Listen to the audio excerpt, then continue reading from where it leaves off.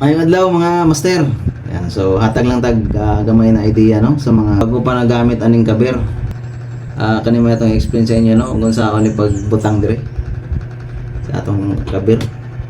So kani mga master, so ayaw mo sa mga baguhan diha no, sa mga bago pa lang naggamit og kabir. So kani mga master, so ayaw mo saling ani kaning argolla swivel. Kay kani mga kaduha ka tulo ka adlaw nimong gamit, so kalawangon na ni siya. So magulat ka na lang na wala na yung mata-mata sa kabir mo, nahulog na. Kaya kani siya mga master, dali ra gyud ni siya kalawangon kani. So ang imong buhato no para magdugay gyud siya, dili siya mahulog gikan diri. So imo ni siyang putlon para yan mga master. Yan, so, pinutol ko. Tapos bubutasan natin dito. Tapos talian natin ng nylon. So ganituhin nyo lang mga master. So madali lang to baliin. So naunang ninyo no. Sa mga baguhan diha sa mga veterano, tanaw na lang mga master. Scroll na lang, scroll. Kaya kaniya para lang ni sa mga baguhan pa. Yan, so dali lang na maputol mga master. Yan. Tapos barinahan natin no.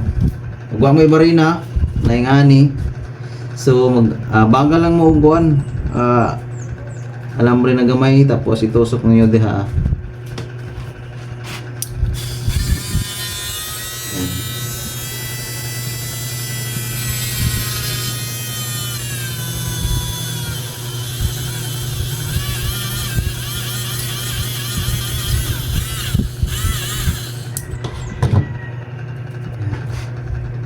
So, may butas na.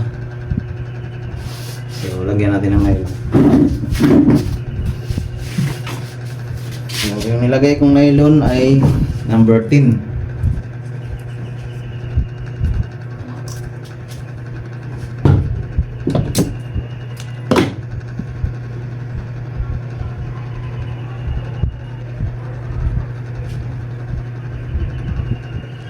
So, ikutin nyo 2 beses.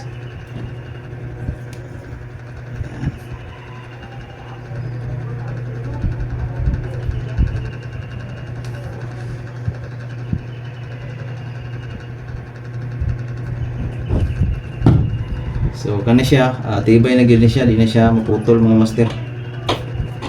Kaya kadtong swivel lang imong gamiton ako. Dali lang to kalawangon mga master. So pagbutang diri sentro na sa tunga no. Espikas. Ayan. So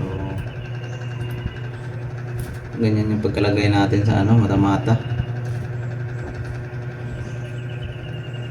Tapos ilak nyo ng ganyan. Hindi.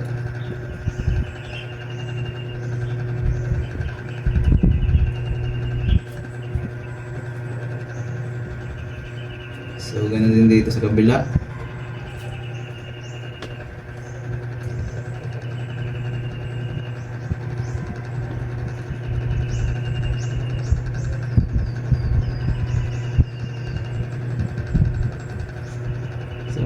Ilak natin ngayon no?